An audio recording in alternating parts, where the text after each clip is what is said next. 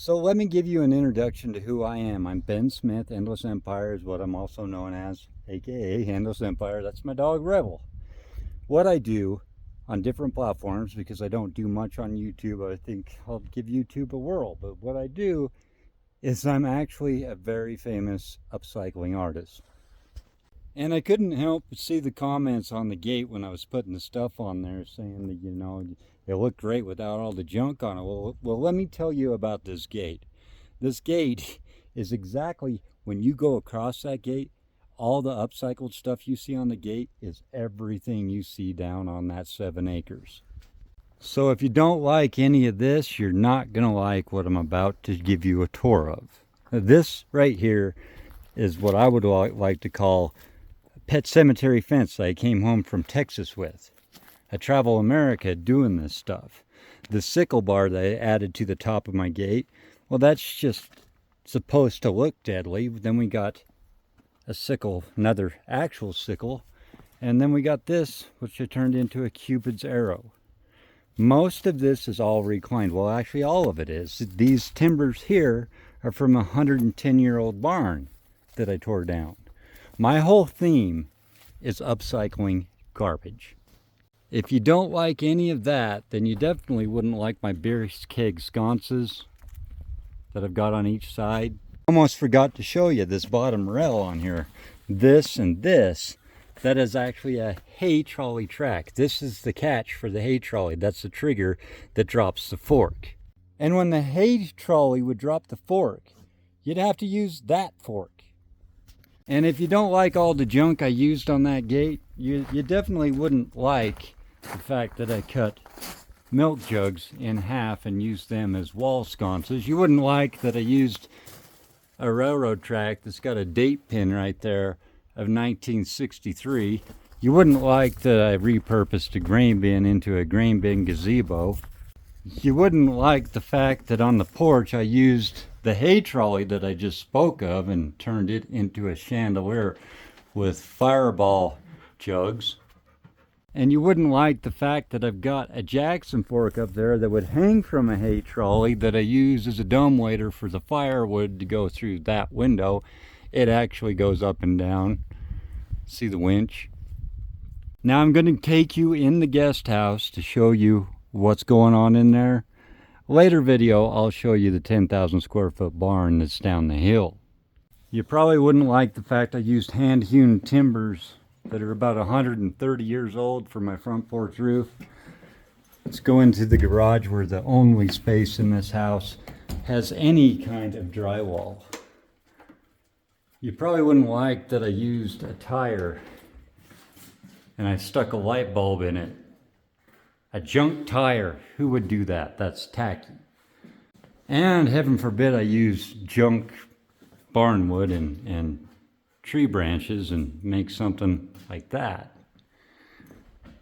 Anyway, this is the garage. It's all drywall. Took this chandelier from the DI. I paid $10 for it, and I just flipped it upside down and I completely modified it.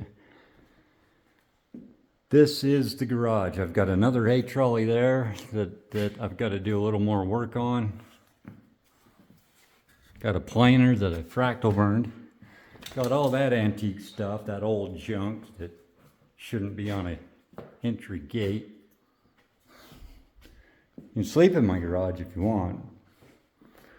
More stuff up there. Anyway, let's go upstairs and show you what kind of junk you might not actually want in your house. Come on, Rebel.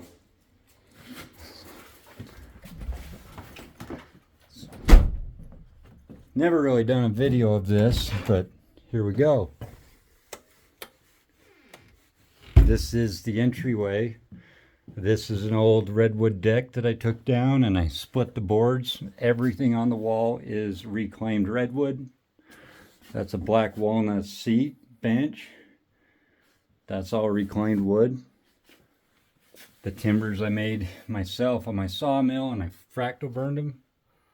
That's the stairs, and I used junk metal for the toe kick. Let's go upstairs. Come on, Rebel. I used end blocks from some of the scrap that I used.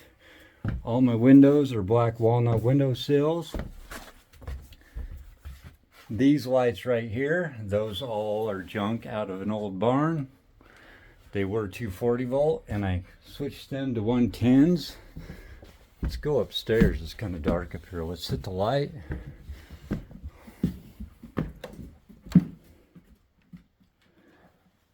The railing is a train track, a junk train track that I put chains on.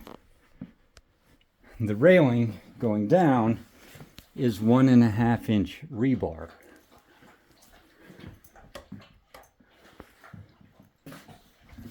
We got speakers sitting on saw blades. We got an entertainment center sitting on wire spools. My light above the bar, well, that's another hay trolley, Jack Daniels bottles. My kitchen faucet is a hand pump into a bucket.